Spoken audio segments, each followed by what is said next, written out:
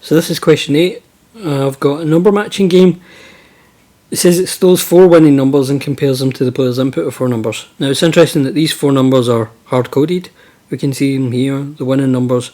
So they're always the same, so we're not relying on like generating new random numbers or anything like that. The winning numbers are always 10, 14, 21 and 33. Then the user is going to input 4 numbers, and that's what we've got here. The user's inputting the 4 numbers. 250 points are awarded for each number matched. For example, 2 matched numbers will be awarded 500 points. The code contains an error as the player is always awarded 1000 points. So in other words, if it's 250 points per match, they're always getting all 4 matches.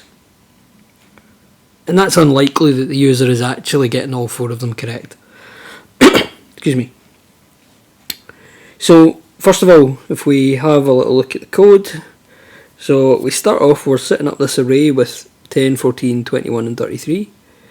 Then we've got num matches is initially set to 0, so that's not causing the error. It's not that it's always stuck on 4. And points is initially 0, so again, that's not the error, it's not starting out as 1000, because the problem here is that they're always getting to 1000 points. Then we've got these 4, so user enters 4 numbers, and then we've got a loop. Now this is an SQA reference language loop, it's not a Python loop, so 0 to 3 is going to go 0, 1, 2, 3, so it is going 4 times. It's not like if you did that in Python where that would only go 0, 1 and 2. So it's looping for each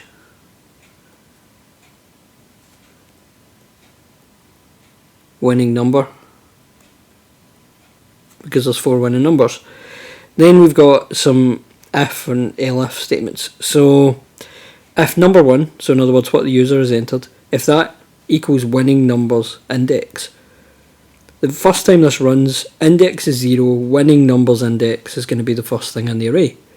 So in other words, if number 1, whatever the user's typed in, equals 10, then if number 2 equals whatever the user has typed in, which is still winning numbers index, so that's the first winning number, so 10. And then if number 3 equals winning numbers index, so that's the first winning number, so 10. So if the first thing the user has entered is 10, add a match. If the second thing is 10, add a match. If the third thing is 10, add a match.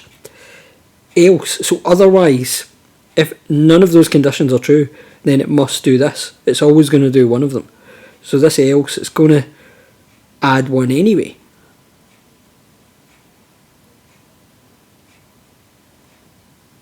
And that's what's causing our logic error.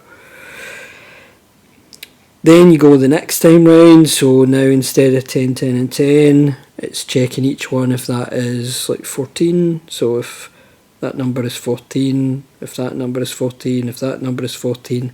But if none of them are 14, it adds a match anyway. And then it does it for 21, and then it does it for 33.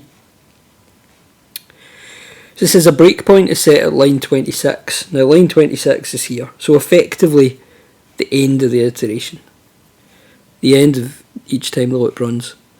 The users entered these inputs, so they've put in 5, 10, 15 and 22. Now based on that, only one of the numbers matches, right? 10. They don't have 14, they don't have 21, they don't have 33. So they should have one match. Except, program is saying that they always have 4 matches. Complete a trace table to show the values stored when the breakpoint is activated. So the breakpoint, remember, is line 26, so here at the end of the loop. So the first time the loop runs, the next time the loop runs, the next time the loop runs. What's the value of winning numbers index? So looking back at this again, index starts out as 0, so the first time it runs, and we know there that index is 0, first time it runs, winning numbers index is going to be 10, because we had said if that equals 10. So winning numbers index is 10. Now does that match to any of the numbers that the user has typed in match the 10? Well, in this case, they've put in number 2, so if number 2 equals 10, which it does, you add 1 to the match, so that's going to go from 0, and that'll now be 1. Then we do the next iteration of the loop, so the index is 1, so winning numbers index means it's going to be 14. So I'll replace that with 14. Does the first thing they've entered equal 14? No. Does that equal 14? No. Does that equal 14? No. Then what it does is, well, it adds a point anyway. So that's now 2 matches.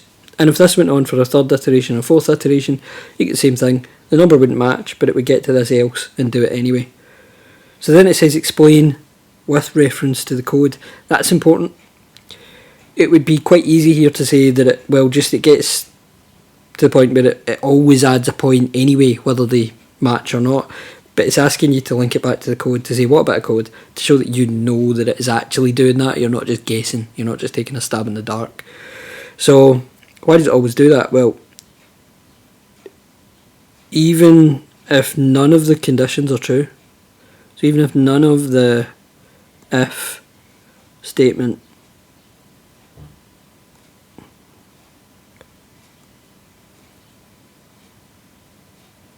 are true, it runs the else, which is line 24.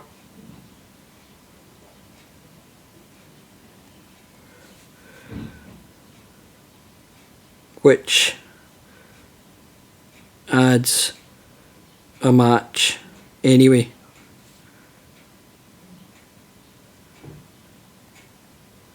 Line 25. So really what I'm getting at there is the idea that if none of these are true, it always runs the else. It's not that it always runs the else, because some of the time it won't run the else, some of the time the condition will be met. But if none of the conditions are met, then it's always going to run anyway. So you're always going to end up with that line, number of matches equals number of matches plus 1.